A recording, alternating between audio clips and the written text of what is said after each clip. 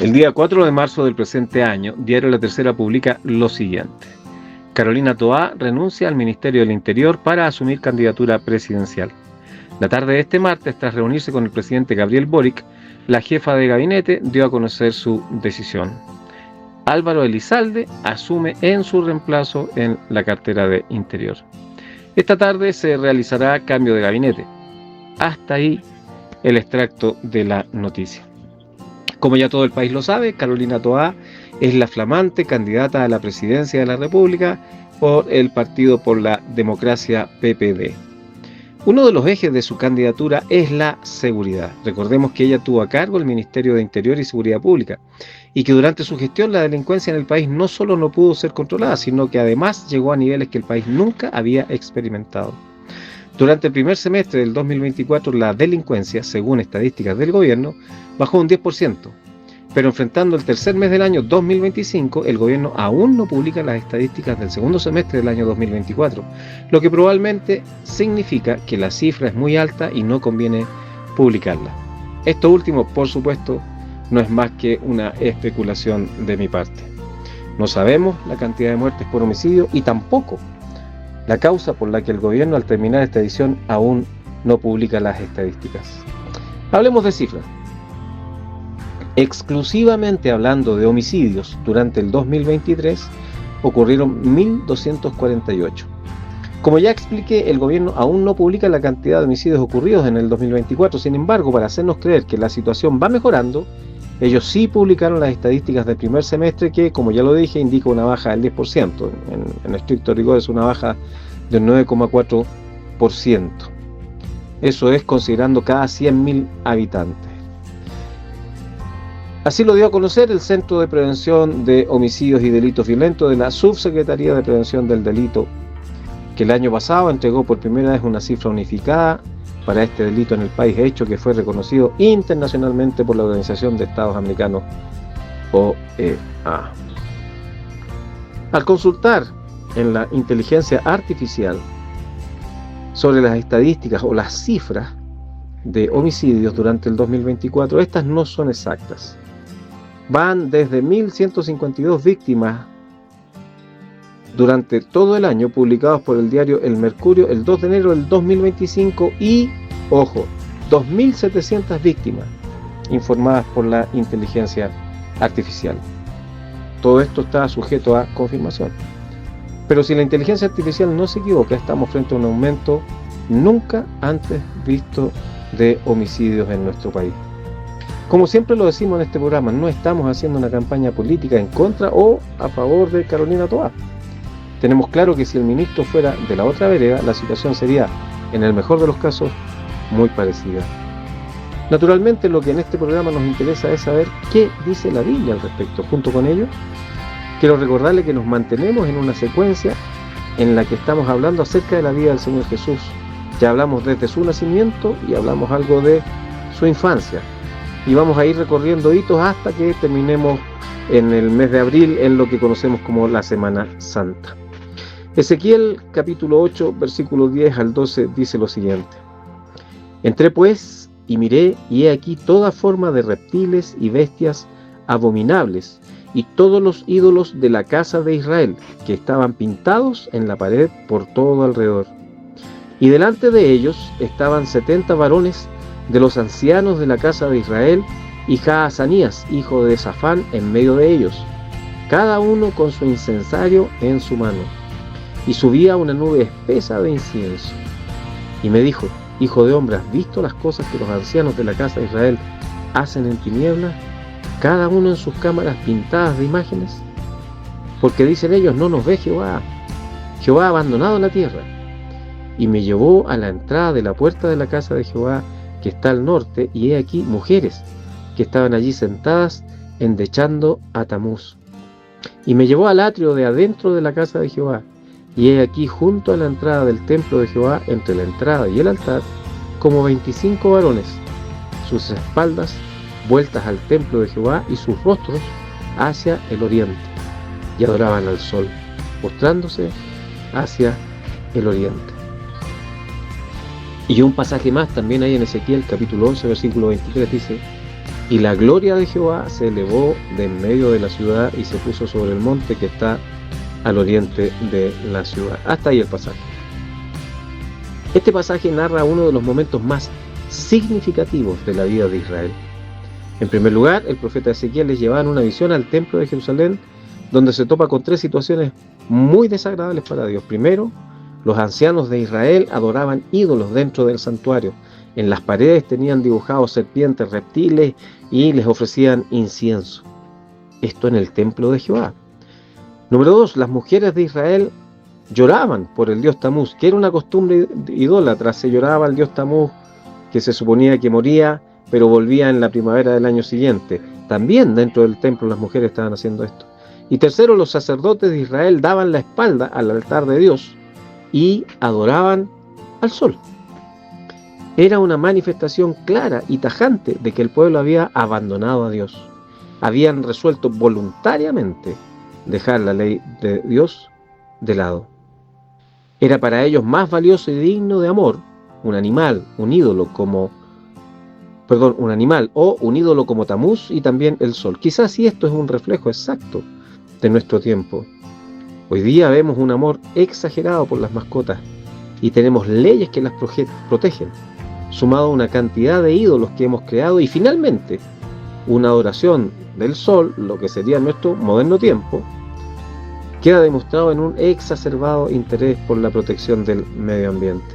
Es decir, nos preocupan los animales, tenemos nuestros propios ídolos, el trabajo, la televisión, el fútbol, la pornografía, la sexualidad, una infinidad de ídolos, y además de eso, nos preocupamos muchísimo del medio ambiente. Claro está que no es pecado amar a tu mascota o proteger el medio ambiente, pero como humanidad, junto a estas actividades, dejamos a Dios y su ley de lado, tal como Israel lo hizo. Y la primera consecuencia de esto para Israel fue que Dios los abandona. Leímos en el versículo 23, capítulo 11, donde explica que la gloria de Dios, o Dios mismo, se aparta del templo, simbolizando que a contar de ese día, Dios se apartó de Israel. Los abandonó a su suerte. Recordemos que ellos estuvieron bajo el imperio asirio, babilónico, medio persa, griego. Sufrieron como esclavos.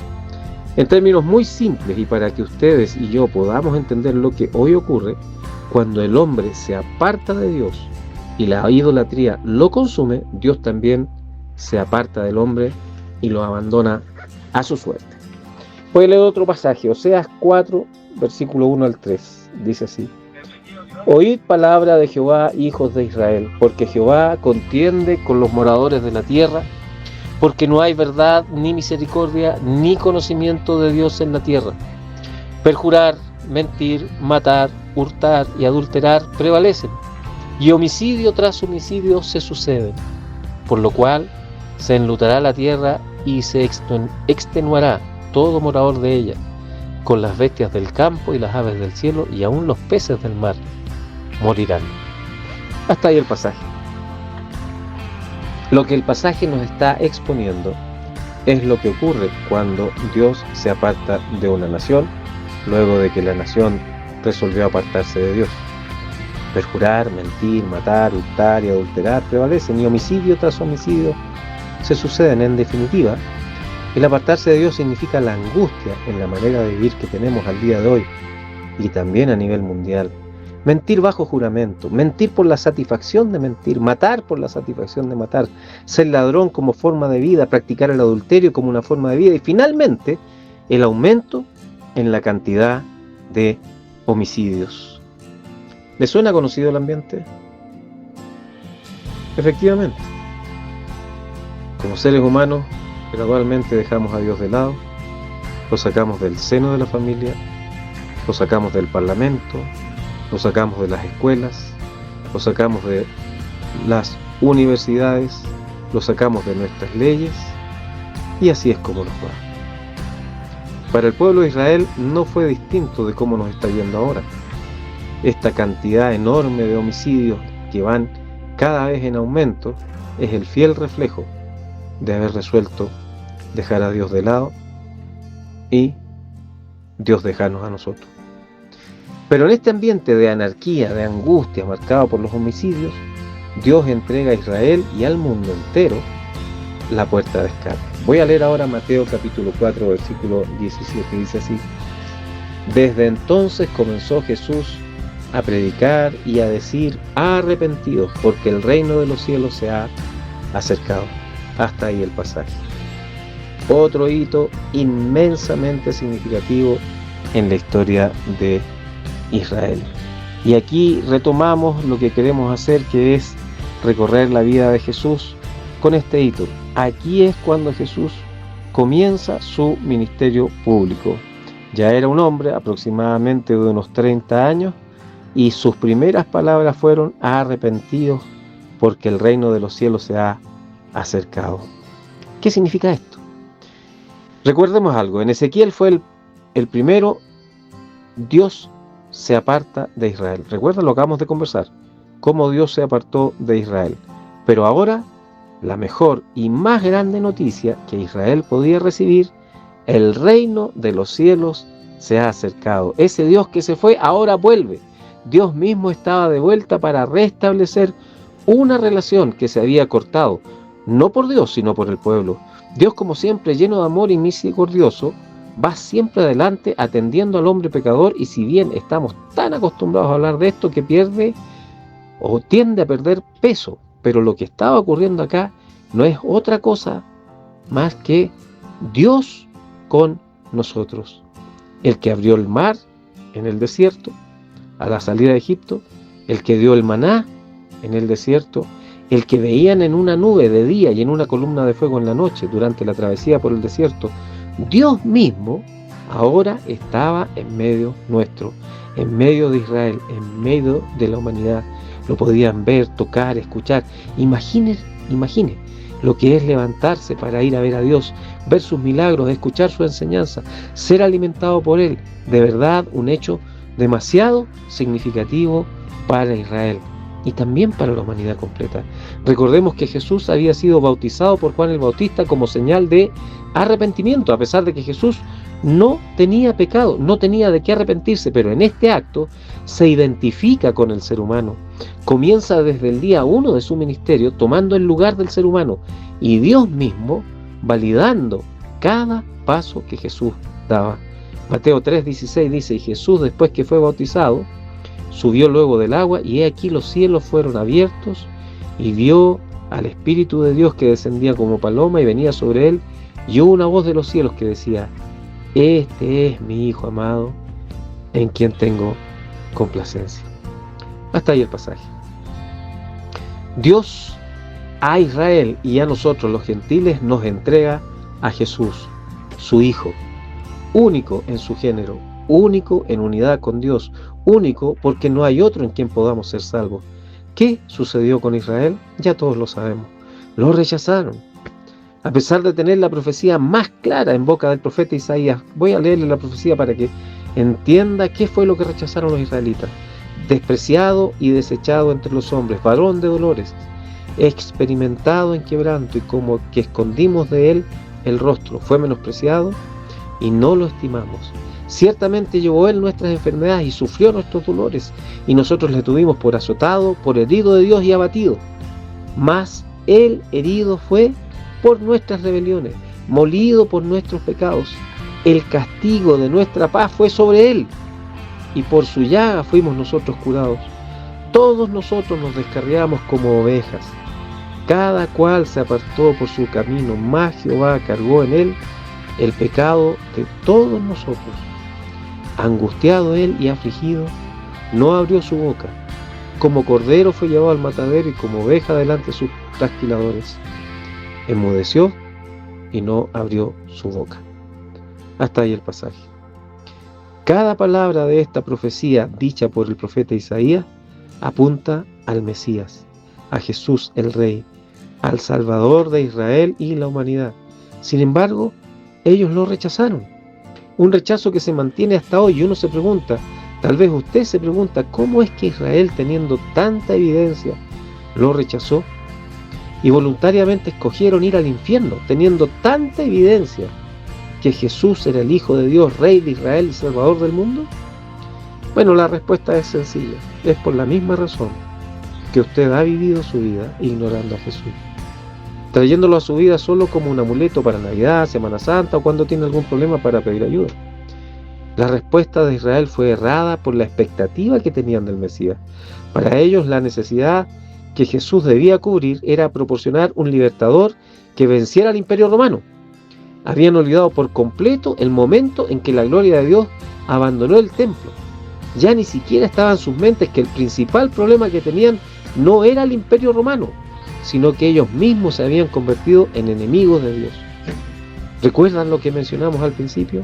Perjurar, mentir, matar, adulterar y la idolatría levantaron un muro de separación con Dios que había de derribar solo Jesús. Jesús lo hizo. Él venció el pecado, Él venció la muerte y abrió un pequeño camino hacia Dios, hacia la vida eterna. Pero Israel sigue esperando un libertador terrenal. Querido amigo, esta es la misma situación suya y mía. La vida es exigente, crecer para estudiar, trabajar, enfrentar todo tipo de problemas y luego morir en la esperanza de haberlo hecho bien. Todo muy humano, muy digno. Sin embargo, al igual que Israel, usted puede ir al infierno por no darse cuenta que su principal problema es el muro que lo separa de Dios. Y ese muro, ese muro es el pecado. Romanos 3:23 dice que todos somos pecadores y producto de ello estamos condenados al lago de fuego por la eternidad. Pero las palabras de Jesús, dichas al inicio de su ministerio público, arrepentíos porque el reino de los cielos se ha acercado, son tan vigentes para ese tiempo como para el día de hoy para nosotros. Para ser salvo, necesita venir ante Dios en arrepentimiento de sus pecados y fe en Jesús como el único camino de salvación. ¿Qué hará usted? ¿Seguirá la ruta de Israel negando a Jesús o vendrá ante el Salvador para recibir salvación? Si quiere saber más o necesita nuestra compañía para acompañarlo a creer, comuníquese con nosotros. Tenemos dos maneras: radio@Iglesia Cristiana La Serena, un correo electrónico y también una línea de WhatsApp. El más 569 64 93 0262, más 569 64 93 0262. Que Dios le bendiga.